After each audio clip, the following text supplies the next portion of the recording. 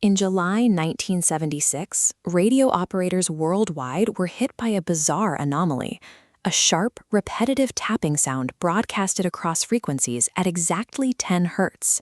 This electronic woodpecker completely hijacked the airwaves, overriding everything in its path. It cut into amateur ham transmissions, commercial radio broadcasters, and even aviation control towers. With Cold War tensions peaking, the unexplained interference sparked immediate panic in the United States. Conspiracy theories flourished, claiming the sound was a Soviet mind control weapon or a weather modification experiment engineered to destroy American crops with extreme droughts. The true dread didn't stem from the noise itself. It came from the realization that an unidentified hostile foreign signal could effortlessly and randomly invade American airspace and homes, and no one knew how to stop it. With official explanations scarce, a group of proactive amateur operators formed the Russian Woodpecker Hunting Club. They began collaborating, using basic signal triangulation to track the interference to its source. The coordinates they found pointed far beyond American borders. The relentless signal was coming from deep inside the Soviet Union, originating in Ukraine, near the city of Chernobyl. The ham operators had stumbled onto a highly classified over-the-horizon radar system known as Duga-1. NATO intelligence called it the Steelyard, an incredibly fitting name. The receiver array was a brutalist wall of metal, stretching 700 meters in length and standing 150 meters tall, making it one of the most expansive structures ever built. Building a machine this massive requires serious motivation. The Soviets engineered a structure so large its stray emissions were deafening the planet, driven by a geopolitical threat that demanded they see beyond the physical limits of the Earth. Up until this point, military detection relied heavily on World War II-era radar systems. These operate strictly on a line-of-sight principle, shooting a straight, unbroken microwave beam. Because the Earth curves, a straight beam eventually shoots right off the planet and into space. This short-range limit was fine for detecting aircraft, but the post-war advancement of intercontinental ballistic missiles, or ICBMs, made line-of-sight radar entirely obsolete. Soviet Premier Nikita Khrushchev amplified this threat by claiming development of fractional orbital bombardment systems. These nuclear warheads could enter orbit and approach from any direction, completely bypassing traditional radar defenses. A nation surrounded by nuclear-armed adversaries required at least a 12 to 15-minute warning of an incoming strike.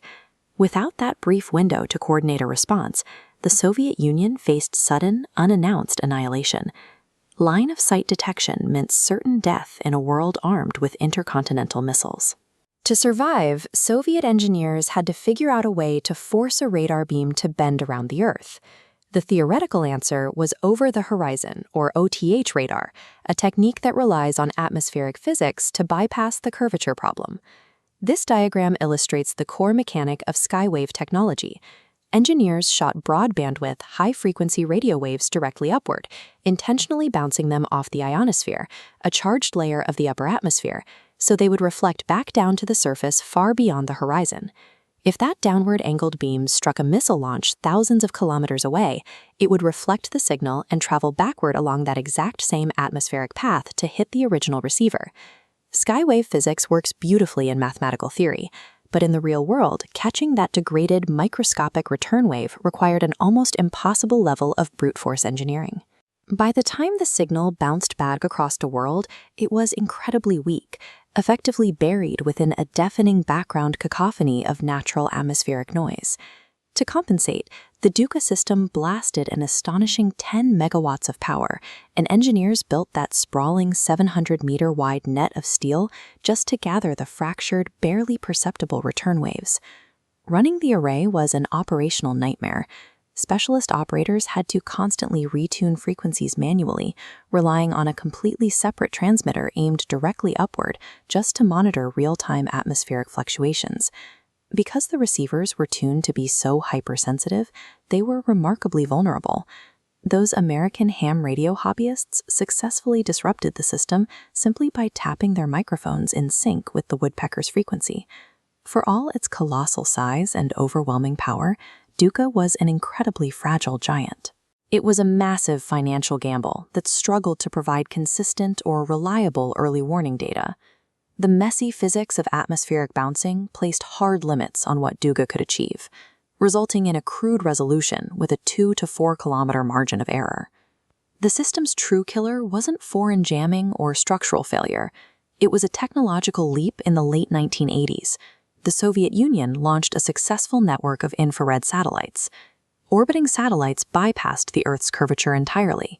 They could look straight down and reliably detect the exact heat signatures of missile exhaust without ever having to fight the ionosphere. As this satellite network proved its worth, the massive ground antennas were rendered obsolete. Duga was abandoned, and the relentless Woodpecker signal finally vanished from the world's radios in 1989. The loudest, most chaotic radar system in history was ultimately defeated by the quiet precision of space surveillance.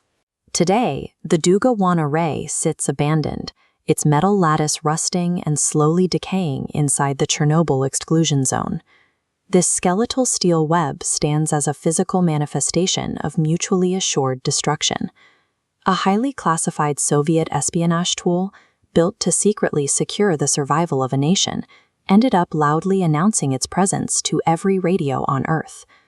The Duga array survives as a haunting monument to an era when the fear of sudden annihilation pushed humanity to build the impossible.